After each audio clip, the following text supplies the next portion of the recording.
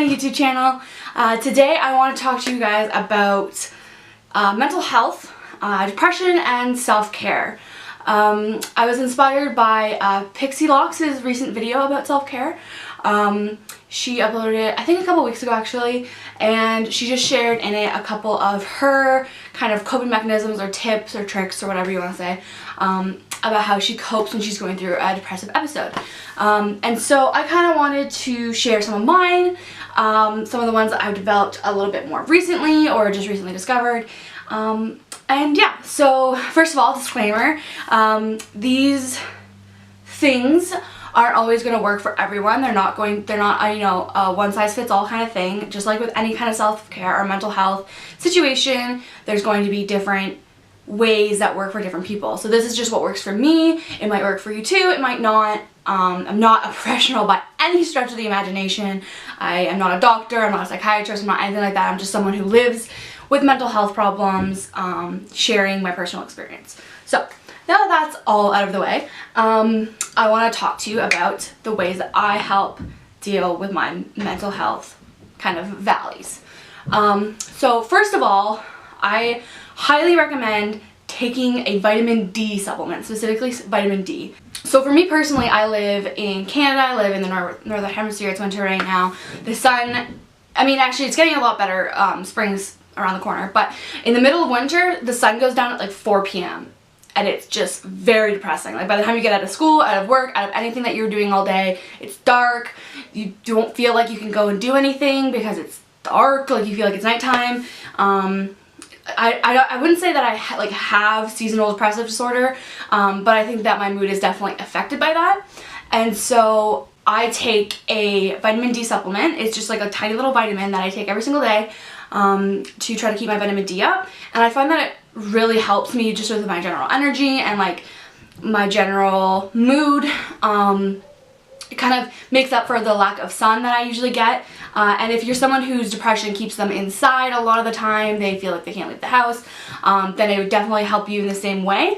Even if it's nice and sunny outside, if you're not outside, it doesn't count. So I definitely recommend taking a vitamin D supplement. In the same way that I recommend doing that, I also have recently discovered the beauty that is breakfast smoothies and like meal replacement shakes. A huge problem that I have with my depression is that I don't like to eat when I'm depressed. It's not a body image issue, like it's not like an eating disorder issue really. It's more to do with the fact that I just can't be bothered and I don't really feel like it matters, and especially to prepare a meal, like I just can't bring myself to do it really. Like I just don't want to get out of bed, I don't want to do anything. So before that I would just kind of either not eat for like a day, and then Nick would come home from work and be like, what's wrong with you? Here, eat some food. Or I would just eat junk food all day, because junk food's easy, it's just like, it's there. You don't need to prepare it or anything like that. But recently I was at the grocery store and I saw this in the breakfast aisle. I actually got a different kind first. They were like strawberry banana meal replacements. And they're really great just for when you can't really bring yourself to make a proper meal, but you know that you need to eat something. Obviously, I don't think that you should switch over to only ever eating these things, but just, you know, when you're in that really deep funk and you can't bring yourself to even like heat up some soup, it's a really good way to make sure your body's getting at least some sort of nutrients. And even sometimes like, especially for breakfast, like when I have these with breakfast, I will be like, oh, I can't be bothered to make some food, like I'm just gonna drink one of these. And then I drink one of these, and then I'm just kind of like, well, you know, I'm still a little hungry, like maybe I will make it, like it just gives you enough energy to kind of like boost you a little bit more forward. Like if you don't eat anything, your body has nothing to run on, and it's just like, it's gonna make it worse. So if you just give it that little bit of a boost, it can help you a lot. My next tip is actually to get a planner, or I guess a planning app. I find that a physical planner is a lot better for me because I like to physically have it and look at it and cross things off when I'm done. It's just like not quite as satisfying when you have it like in your phone. So I have a couple planners actually that I use on the regular. So this is my like day and week and month planner. I use this to plan kind of big events, like different events that I plan on going to, or any sort of like traveling that I'm going to be doing. I also, at the beginning of each school semester, I go in and I write down when all my assignments are due, when all of the like important classes are going to be, when my exam is going to be, etc. And then I just know when it's all going to be, and I can just have it in front of me. And that's really helpful because I feel like a lot of the time when you're depressed, if things feel like really out of your control and they feel like they're just happening to you and you don't have anything, you don't have any say in it. And I find that using a planner really helps take that control back and make it feel like you're listing these things out. Like it can sometimes, I know that a lot of people, this doesn't work for them because they find that then their planner is like controlling them, but I find it really useful as a tool to kind of help your life seem more manageable, I guess, to like lay out all the things that you have to do and all the things you have to organize in front of you. I find it really helpful. And then I also use this productivity planner. I talked about this in my January favorites, I believe. Basically, it's a planner where it's for every single day. You go in and well, at the beginning of the week, you write down, I think it's 15 things that you have to do that week. And then every day you go in and you write down the 5 things that you're going to get done that day.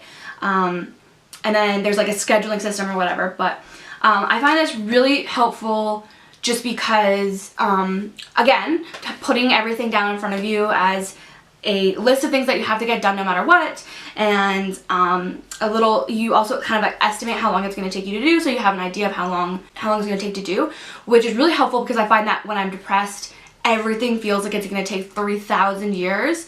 And so when I think, oh my gosh, okay, so I have to do this assignment, it's going to take me like all day to do. And then I go to my planner and I'm like, oh, I actually said it was only going to take me an hour.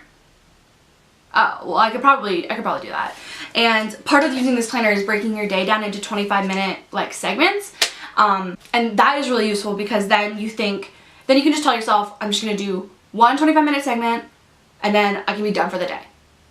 And then when you get to that end of that segment, you can be like, okay, well, I'll just do one more, or you can be done. Like if that's all you can handle for that day, then that's that. But it helps to break things down into more manageable like little slices. It's also, I find, really inspiring because at the bottom there's a productivity score where you score your day from 1 to 10. But the scale, like how you scale that is totally up to you. So basically every day when I write down all the things I have to do, I also write down like this little list of what doing each task will lead to the rating of. So like if I only did task number 1 on this day, I said that I would get a 5 out of 10. And then if I did 1 and 2 only, I'd get a 6. And then if I did 1, 2, and 3, and then I'd get an 8. So you can kind of change what your rating system is going to be based on what the activities are. Like if you have like one really strenuous activity, then you could say if I get that done, then I get a 10. Screw that. Like I don't even care if I do anything else. Like I get a 10. Or if you're in like a really bad place and you feel like you can't get a lot done, then the same thing. You can say, you know what, I have 5 things I have to do today, but if I can get through 2, I say that's a win. So I'm going to give myself like a 9. And then if I do one more thing on top of that, that's a 10 for sure. So I kind of like use that as like a way to kind of inspire me and make sure that I'm giving myself credit for doing what I can, even on days when what I can do is not that much. So my next tip is actually, it has to do with having a pet. So I have a dog, Bear, as if you've seen like any other video on this channel, you would have seen him. And he has honestly helped me with my depression so much. Like they say that having a pet will help you so much, and it's true. But not just in the sense that like you can cuddle them and they make you feel good and they make you feel loved, because obviously he does. Like I love cuddling with him, and like when you like look at his face and just like say his name and his tail starts wagging, like it makes you feel so good and important. But another thing about having a pet that helps a lot with my depression is the fact that something else besides myself is reliant on my ability to do things. So what I mean by that is, when I would be depressed before I got Bear, there was no, in my mind anyways, there's no reason to get out of bed some days, because all I had to do was get up and eat and like shower and then like go to work. But like it doesn't matter if I do any of those things, because like it doesn't matter. Like nothing matters, you know. I don't care. I can't be bothered. I don't feel like I can do that. Like I'm so just, there's no meaning to anything. But when you have a dog, you wake up in the morning and you say, well, I have to take that dog for a walk. Like, I have to. Or else he, like, I mean, first of all, he'll be sad and bored. And second of all, he will literally poop in my house if I do not take him for a walk.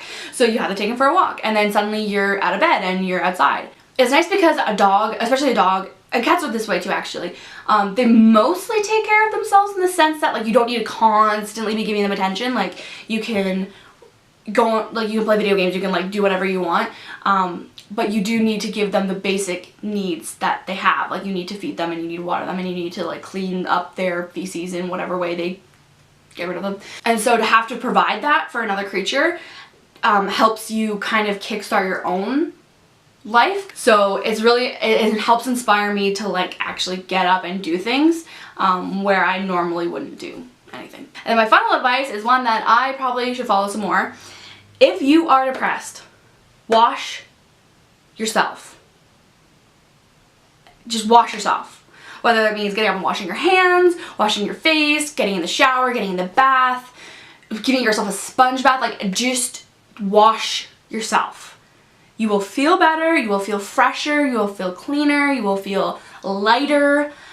You know, get some nice soap that smells good, get a face mask, you know, use that, like any sort of way to kind of wash away, like it sounds really cheesy and it is, but like wash away the depression. Like obviously it's not that easy, like you're not gonna go have a shower and then be cured of your depression, but it kind of, if it does make you feel a lot lighter and a lot more free of like whatever was like weighing you down. Like a lot of the times depression will feel like things are physically weighing you down, like it feels like the responsibilities that you have and like the pressures that you have are just like literally sitting on you and you cannot move, and people are like, well, just get up and do something. And you're like, I can't, like I can't. And people don't get it, but I feel like I find a lot that if you just go in the shower, even if you don't wash anything, even if you just stand under the water, it really helps like just clear your mind, clear your body off, makes you like, you know, shake the cobwebs off, and makes you feel so much better. So much better. Just like go and clean yourself in some way. Brush your teeth. Brush your teeth. That's a good one. Honestly, I have found so much that if I'm in a bad mood, it's because I forgot to brush my teeth this morning or before I went to bed last night. And if I just brush my teeth, give it a really good brush and floss, I just feel so much better. Like I just feel cleaner and I feel more ready to take on the world. So like go do that. But yeah, those are like kind of like my top 5 tips for if you are in a depressive episode or slump or whatever you want to call it, and you need a little bit of help kind of coping with that. Obviously none of these things are going to immediately cure your depression, but they'll help make it a bit easier to live with, I think. So yeah, if you guys have any of your own self-care tips, please leave them in the comments below. Let me know if you use any of these things or if they've helped you. I would love to hear more. Give the video a thumbs up if you liked it, and subscribe if you haven't yet, and I will see you guys later. Later days.